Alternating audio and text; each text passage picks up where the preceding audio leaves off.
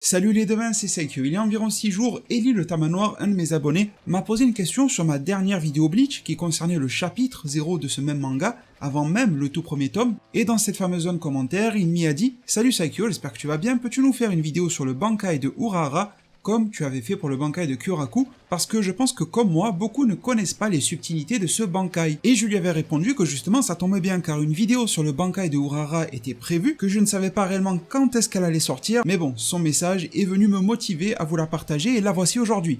J'en profite pour faire un petit point phonétique parce que je sais que ça met à cran pas mal de fans de Bleach lorsque je prononce à ma façon, à la française d'une certaine manière, les noms en japonais de Bleach. C'est bizarre parce que lorsque je traite de Naruto, Dragon Ball Super, ça ne dérange personne quand je dis Krillin au lieu de Kurilin ou ce genre de choses. Mais dans Bleach, je sais que ça a tendance à vous titiller. Et j'ai juste envie de dire que si je ne vous lâche pas des Urahara, Kisuke ou je ne sais quoi, à la japonaise, etc., c'est déjà parce que je ne suis pas japonais, je ne parle pas japonais et je suis français. Deuxièmement, parce que j'aime bien prononcer d'une manière qui me met à l'aise, et dire Urahara Kisuke me met à l'aise, tout comme je fais toujours en sorte que vous-même soyez à l'aise aussi lorsque parfois certains utilisent des noms qui ne sont pas valides, qui ne sont pas corrects, qui proviennent d'une mauvaise traduction, du moment où on se comprend, c'est l'essentiel.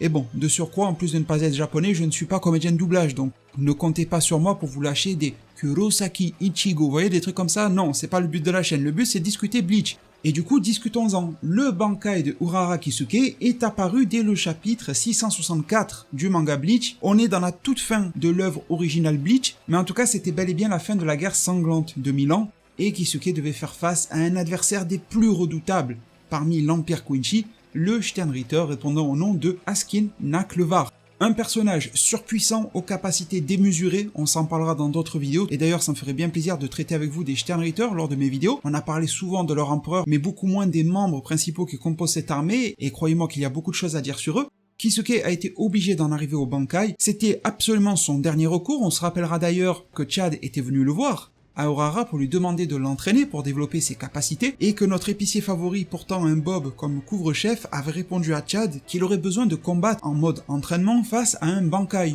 pour pouvoir lui-même s'améliorer, sauf que Kisuke refusa de passer lui-même en Bankai, car selon ses propres dires, son Bankai n'est pas conforme pour entraîner quelqu'un, n'est pas conforme pour aider les autres. D'ailleurs, le Bankai de Kisuke a encore plus de particularités de cela, étant donné que lui aussi l'a déverrouillé et l'a débloqué en 3 jours. Vous l'aurez compris, vous en rappelez sûrement tous, Urahara est lui-même l'inventeur du Tenshitai, ce fameux outil artefact qui a une forme relativement humanoïde qui, une fois transpercé, peut prendre la forme de l'âme, de l'esprit habitant un Zanpakuto pour que ce dernier s'entraîne avec son propriétaire afin de renforcer le lien entre ces deux et de potentiellement activer le Bankai en seulement 3 jours maximum. L'autre personnage à notre connaissance l'ayant utilisé est Ichigo Kurosaki, vous le savez tous, et c'était une pratique que Kisuke avait utilisée sur lui-même. C'est d'ailleurs assez drôle de voir que son successeur, Mayuri, lui aussi, se permet de modifier son Zanpakuto, son Shikai, son Bankai grâce à la science, comme quoi dans cette division, il y a quand même un état d'esprit qui réunit les personnes et les capitaines notamment, même si ces derniers semblent être en pleine rivalité. Kisuke et Mayuri, la rivalité n'a jamais été éteinte. Pour faire plaisir à ceux qui grincent des dents avec ma prononciation à la française, je vais me revêtir de mon plus bel accent japonais pour vous révéler le nom du Bankai. Il se dénomme Kanonbiraki Benihime Aratame.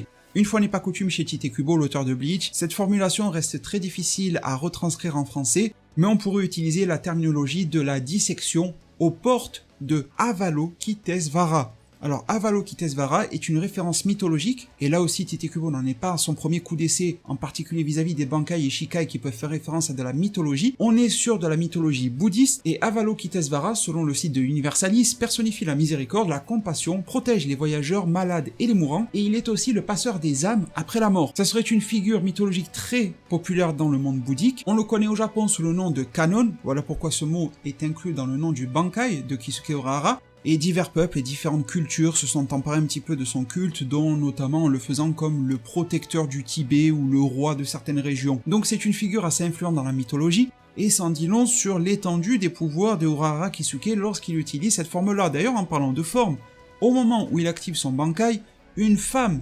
gigantesque apparaît, elle est pourvue de cheveux noirs, il semble que cette femme aux cheveux tressés soit alors la représentation de Benihime, qui veut dire en quelque sorte la princesse cramoisie, et il sera assez drôle de dénoter le fait que ses mains et ses bras font penser à ceux d'une marionnette, sauf que cette marionnette, représentée par le Bankai, semble être elle-même marionnettiste, étant donné que certains fils viennent créer une accroche vis-à-vis de Urahara Kisuke ou de ce qu'elle va toucher. Et justement, là est le cœur de ses pouvoirs, car son Bankai a le pouvoir fondamental de pouvoir tout restructurer. Cependant, il y a toujours des limitations au pouvoir, dont notamment la zone d'action. Afin de pouvoir restructurer quelque chose, il faut que le Bankai puisse être en contact avec celui-ci. Si on s'en éloigne de trop, on sort de sa zone d'action et l'on n'est plus touché par ce dernier, et la restructuration ne prend plus lieu. Sa restructuration ne se fait pas en un claquement de doigts, ne se fait pas par magie, et elle ne se fait pas sans perte. Car pour structurer à nouveau quelque chose, il faut que Kisuke Urahara et son Zanpakuto le déstructurent, en quelque sorte le détruisent, pour pouvoir le reconstruire ensuite. Sur la base de cela, ce Bankai destructeur va alors agir comme une couturière, en venant découper une certaine zone, l'arranger et le façonner avec de nouvelles pièces de tissu comme elle en a envie, pour ensuite la recoudre. Et bien Kanonbiraki Benihime Aratame procède de la même manière. Prenons le bras de son adversaire, tout d'un coup celui-ci va se voir être éventré, absolument découpé et pourfendu en deux, des marques de couture vont commencer à apparaître, pour que le Bankai puisse agir dessus et le restructurer de la manière dont il le veut. Cela peut être d'ailleurs positif, tout comme négatif. Face à un adversaire, vous l'aurez compris, le but n'est pas de le chatouiller, mais bien évidemment de lui faire le plus de mal possible, voire pourquoi pas de le tuer, et on peut imaginer toutes sortes de situations. Ce Bankai est capable au moindre contact de disséquer absolument tout ce qu'il touche. La dissection en elle-même est un gros problème, mais derrière la restructuration l'est encore plus. Cependant, l'adversaire d'Urahara n'a compris qu'il fallait s'éloigner de cette technique-là pour ne pas avoir à la subir, donc ça a été compliqué de pouvoir l'attaquer frontalement et de simplement aller lui découper la tête, de la lui découper en 4, de la restructurer en 6, ce n'était absolument pas possible vu que Urahara était loin de faire face à un débutant. Mais Urahara est capable de faire plus, surtout que son Bankai n'est pas seul vu qu'il est accompagné de l'intellect d'Urahara. Avoir un outil puissant est une chose, mais savoir le manier et l'utiliser avec stratégie en est un autre, et nous en avons eu l'exemple et la démonstration complète. Au moment de l'activation de son Bankai, Urahara Kisuke avait perdu ses yeux. Lorsque ce dernier fut activé, il se permet alors de restructurer ses propres yeux pour retrouver ces derniers et retrouver la vue. Le Bankai d'Urahara Kisuke dépend alors de l'inventivité, de l'imagination, de la créativité et de la capacité d'anticipation de ce dernier. Et ce sont des qualités dont il ne manque absolument pas. Lorsqu'il fut enfermé dans une des attaques principales de son adversaire, ce dernier n'arrêtait pas de répéter qu'il était impossible de s'échapper de cette sphère. Au lieu de s'affoler et de paniquer, Kisuke n'entendait pas le fait qu'il ne pouvait pas s'échapper, il entendait le fait que l'on ne pouvait pas pénétrer à l'intérieur de cette sphère, et cela l'a fortement intéressé.